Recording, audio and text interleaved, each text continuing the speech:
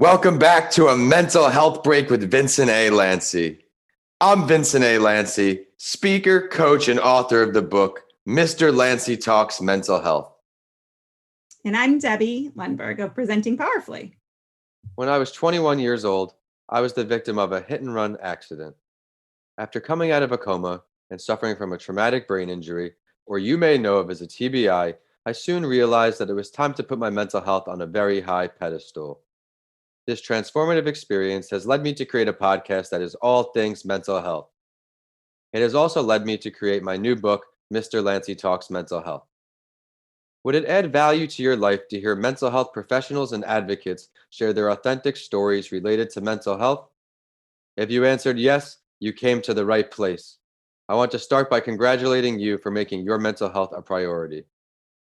If you enjoyed today's episode, please rate the show 5 stars and continue listening by subscribing. On this episode, I am happy to introduce a guest who you certainly will remember from my other podcast series, What It's Really Like to Be an Entrepreneur. Today's guest is a mental health advocate with an incredible perspective to share. She will add value through both her professional experiences and also through her personal and inspirational journey. Professionally, Debbie Lundberg is the CEO and founder of Presenting Powerfully, along with being an 11-time published author, certified life coach, certified leadership coach, and certified image consultant across the country. She has the opportunity to sit down with her clients, really connect with them, and learn what's going on mentally in their worlds. Debbie's hard work has been recognized in the Tampa Bay Business Journal's Best in the Biz as a top 10 business-oriented speaker 5 years consecutively and a Business Journal Businesswoman of the Year finalist. For those of you in the Tampa area, you may have had a chance to connect with Debbie on a personal level too, as she has been inspiring the community on the news. Her story is sure to inspire you as well, so allow me to now introduce Debbie Lundberg. Debbie, thank you so much for coming on the show. Vin, thanks for having me. Congratulations on your book. It's so exciting with your new podcast too. I really appreciate it. And you mentioned Presenting Powerfully, and your listeners might wonder, what in the world am I doing on your show? And yet I'm grateful to be here, because certainly I take nothing away from those who are professionals as counselors and psychologists, psychiatrists. As a performance coach, though, I do have a lot of people come to me and want to be delivering, doing, feeling their best.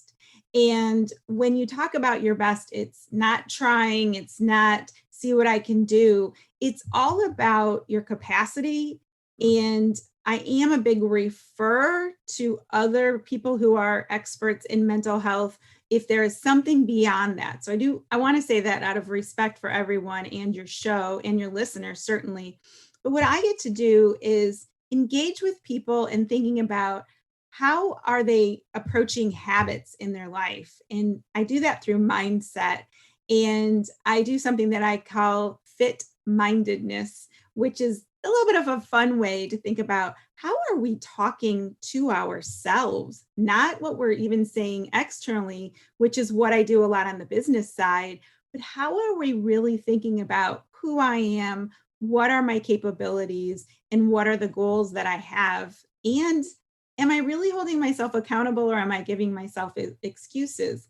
Now, how that ties to mental health is absolutely how we think becomes what we speak, and what we say becomes what we do, and what we do becomes who we are. And you talk a lot about that. And I know you've addressed that in the book for the kids and the adults who get to read it, as far as how are you really prioritizing where you are? So I could go on and on and on, but out of respect for that, it's a lot of one-on-one and small groups. Some families, I'm certified as a coach for kids 7 and up, but really about how are we looking at our relationships, our communication, our behaviors, and then reflecting back, how are they impacting us personally?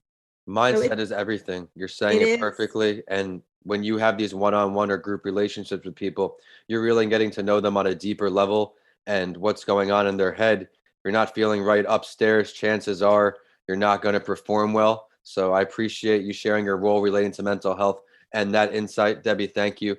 On each episode, I get started by sharing a mental health story of someone who is famous because I want to let you, the listeners, know you are not alone. I want you to understand that even though someone looks like they are healthy from the outside, they may not be on the inside too. And for today's episode, I will introduce the mental health related story of the late Carrie Fisher. She has played a role in the majority of our lives as she will be remembered for her iconic role in Princess Leia in Star Wars. However, she consistently made an impact on and off the screen. At just 24 years old, she was diagnosed with bipolar disorder. She did not run from the news, but instead became an advocate for mental illness. She discussed her battle with bipolar disorder in her own column for The Guardian, saying, quote, "We have been given a challenging illness, and there is no other option than to meet those challenges. Think of it as an opportunity to be heroic. Not, I survived, but an emotional survival, an opportunity to be a good example to others who might share our disorder. In an effort to provide one last nod toward breaking mental health stigmas, her ashes were placed in an urn resembling a giant Prozac pill, which I found extremely interesting, but creating great awareness at the same time. Debbie, what do you take away from this story or her statements on mental health? Well, I never met Carrie Fisher, certainly. She was a part of my life and remains so in that iconic way that you said. Mhm. And something I really appreciate about the story, how you told it, is that you highlighted that she didn't run from the media. I remember, I mean, you think about it, she was 24 years old, and at any age, 14, 24, 44, 84, you could be concerned about what other people are thinking and saying. And instead, she thought and spoke for herself to be the voice of others. And the way she had a sense of humor about it with this Prozac, I did not realize that part until you'd shared that story. And also that a sense of humor, not making fun of yourself, certainly not at all, having a sense of humor about life in general. And we talked about mindset, that feel like she must have had an incredible sense of humor. And the other part that was really touched my heart was it's not about, like she said, heroic surviving some of the things that others have. It's that you move through your life in ways that, and these aren't her words, but more what I say in coaching is, are you there to be alive? Are you there to strive for more? Are you there to thrive? And those words I know get used a lot, but it seems like she just had that sense of owning what she was experiencing and not letting it hold her back, and then going beyond in her abilities. And certainly we remember her for a lot. Yeah, her positivity and making light of such difficult situations, that positivity spreads. I always enjoy when those in the public light share their opinions on such sensitive topics because there are a lot of stigmas associated with mental health, but she's brought things a long way and done her part. But I think it's a great time to get into the main event, Debbie. On each episode, my guest and I will go over this series of 6 questions to help others improve their mental health. You ready to go? I'm ready. Great. So many would agree that the more common or at least talked about types of mental health disparities are mood disorders, anxiety disorders, or schizophrenia disorders. What areas do you come across the most?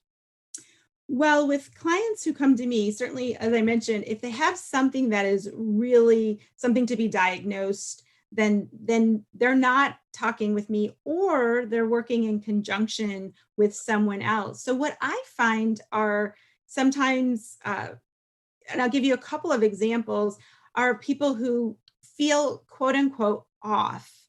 And you know what? I felt off. I'm not going to put words in your mouth, but I suspect that Yeah. you have too, even through everything you've accomplished. And that sense of not being at their peak performance or their best. And so you mentioned those, schizophrenia and anxiety and mood disorders. And sometimes people come to me, and if they have that question, I do ask them, have you spoken with somebody for Yeah. a diagnosis?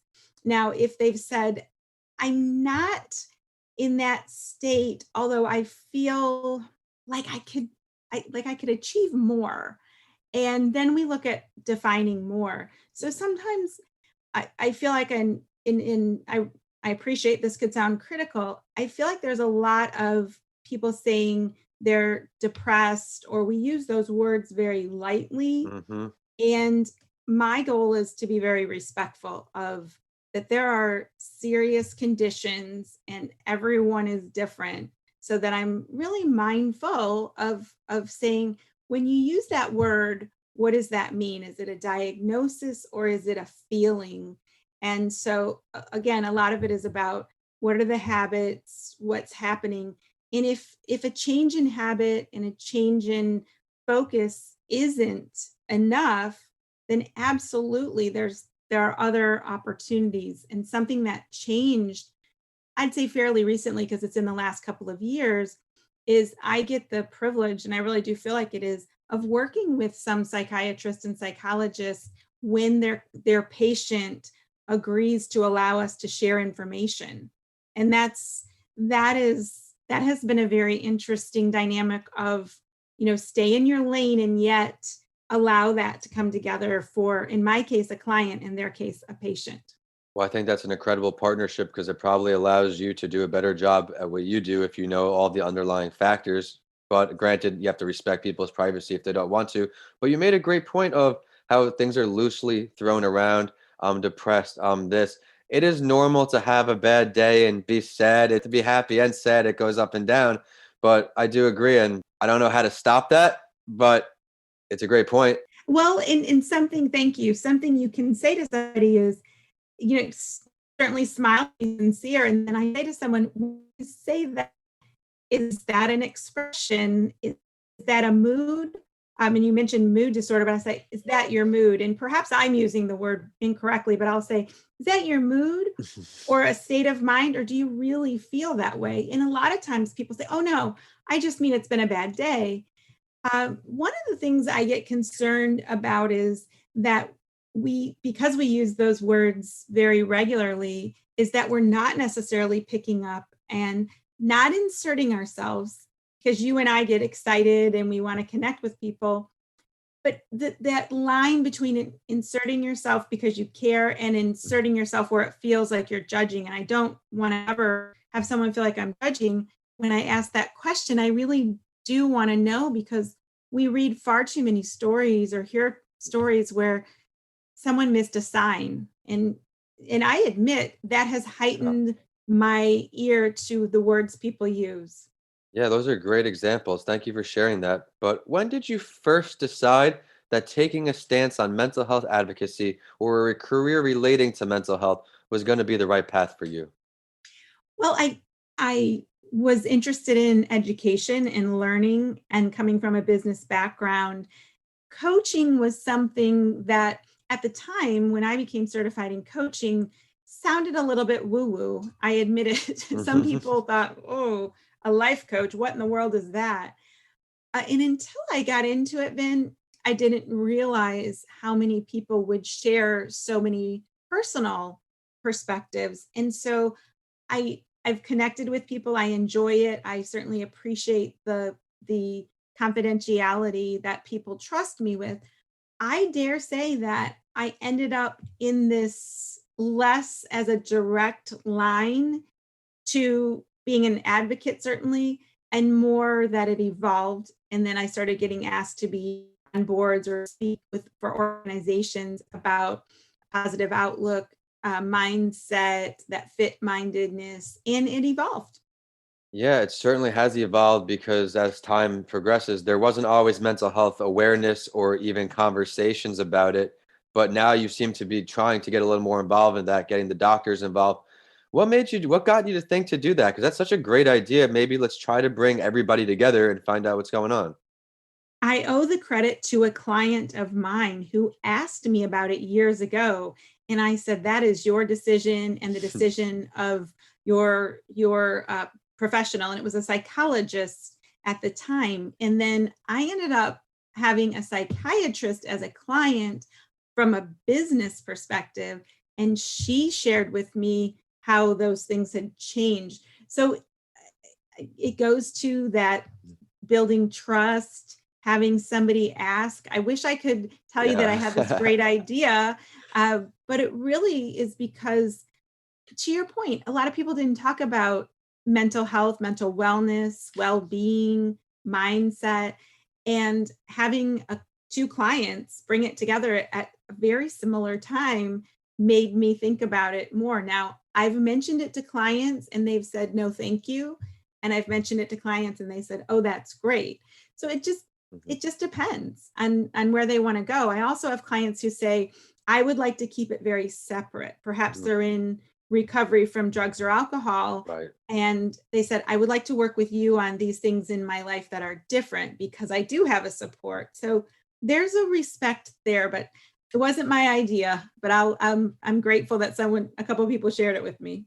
Well, I think it's great for what you're doing for your clients. But from your experiences now, what advice can you give to our listeners as what maybe consider potential early sign that something may be going on upstairs? They might have to start paying a little more attention. Well, absolutely. Defensiveness, I like that. distancing, and uh, being down. And I think of it, you say 3D, and you know that I sometimes like to put things in that a way that is simple to remember. So if you think if they're very much distanced, they're down and they start getting defensive, that if you say to somebody, how's it going? And they're like, good.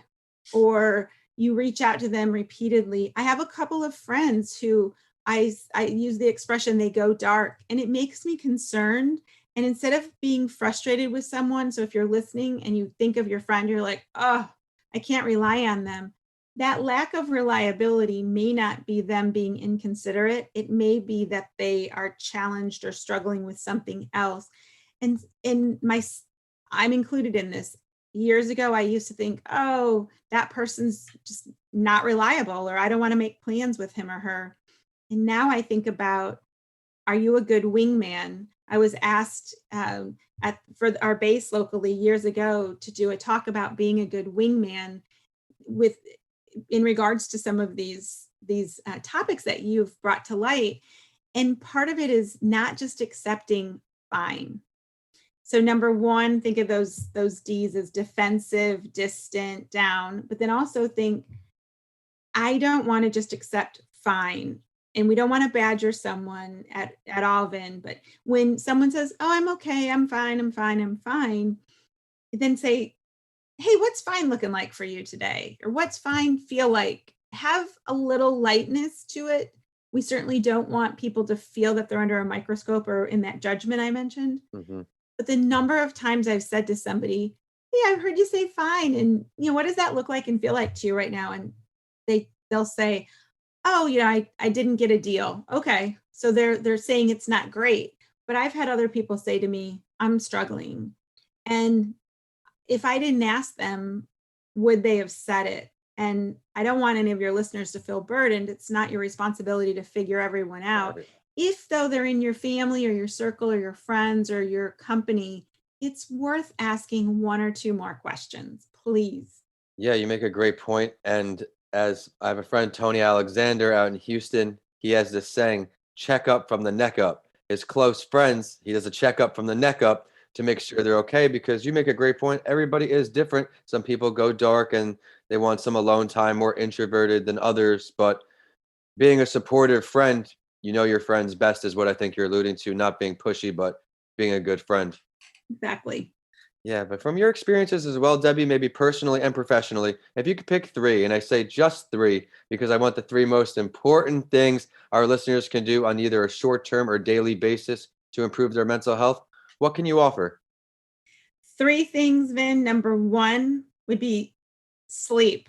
Hmm. It is not overrated. It might sound tremendously simple.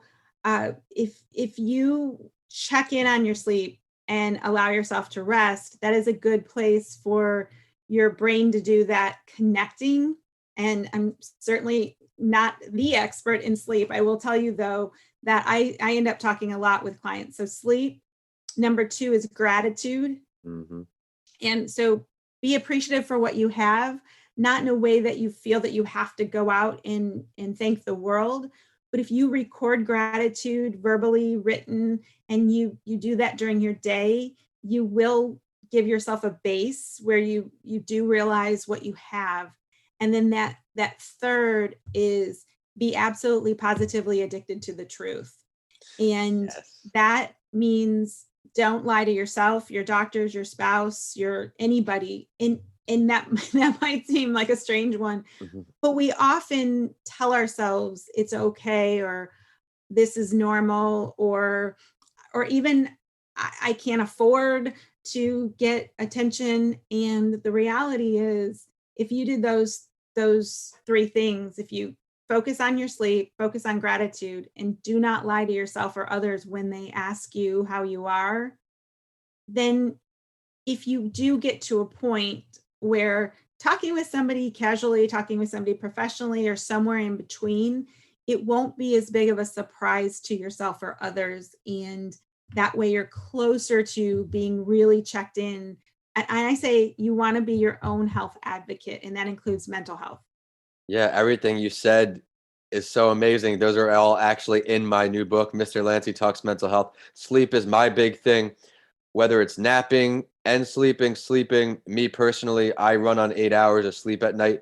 Everybody, again, is different. Some people can run on 4, some people need 10.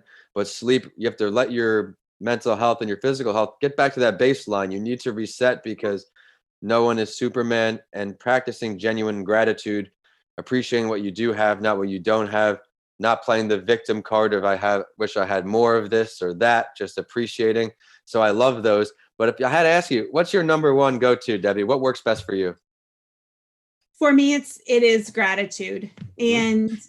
And perhaps it's gratitude because I haven't been a person who's had a hard time sleeping until uh, recently. I had some surgery and I experienced that. Yeah. Even when I find there's a challenge sleeping, that if I focus on what I'm grateful for in my breathing, then that really it brings the truth. And I'm not trying to oversimplify it, but it does bring you to that truth of what's happening and that calm with gratitude. So number one would be gratitude. Incredible perspective, and I'm sure everybody listening on is going to implement that. But those are great short-term initiatives. Let's delve a little deeper here. What are 2 longer-term commitments our listeners can take on to create a healthier mindset? Two longer term commitments that I encourage people to do is to set a personal and professional goal. And you might consider that one.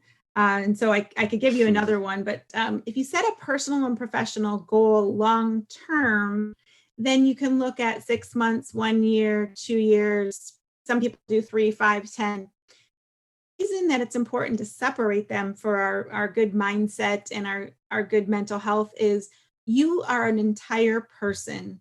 And a lot of times as an adult, we tend to get labeled by our family status, our work status, or both, and not necessarily as a human being, the person.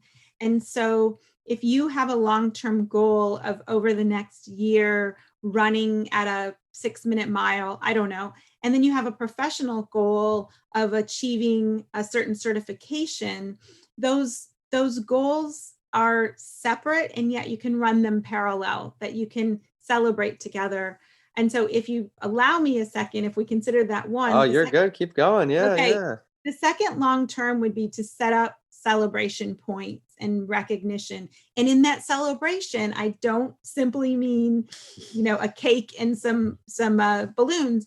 I mean, celebrate where you are and then look at what went well and what could be improved. And so I call those wiser meetings. Well, improve, state your gaps and goals, set expectations is that E, and then R is resources and reality check. So set a personal and professional long-term goal, and then have these check-ins where you're doing a review preview.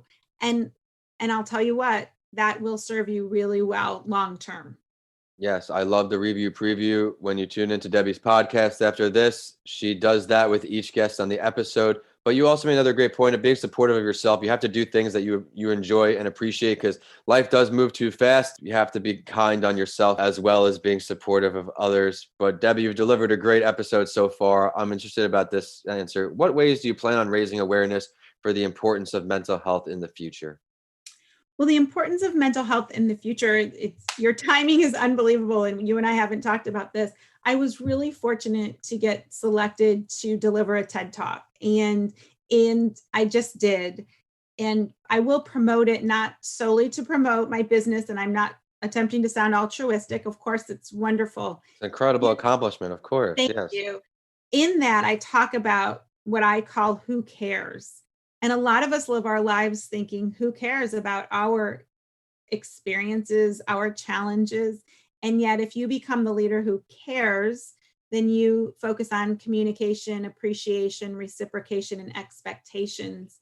And when you do that, it is about seeing someone truly, looking at a person, seeing and hearing him or her. And I know it may sound so basic that when you recognize a person and that person knows you see them, that is a positive step in not only their mental health and their mindset, but in yours, because you don't think you're better or worse.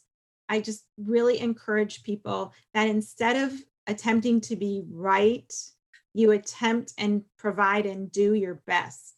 And when we take away the competition with other people and we only positively compete with ourselves, that's a way of promoting positive mental health, because we're not saying, look who I beat. We're saying, look how I overcame yesterday, or you congratulate other people because of their success.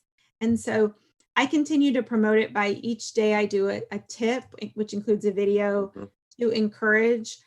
And if you share mistakes that you've made and you're humble enough to and vulnerable enough, that encourages good mental health and mental awareness, because sometimes people have said, as you know, I recently donated a kidney, and it was to a person who's not a friend or family member. And through that process, there were challenges, and I showed the not so pretty sides, and not complaining. I was happy. I mean, I was in a picture, but if so, I look like that, you know.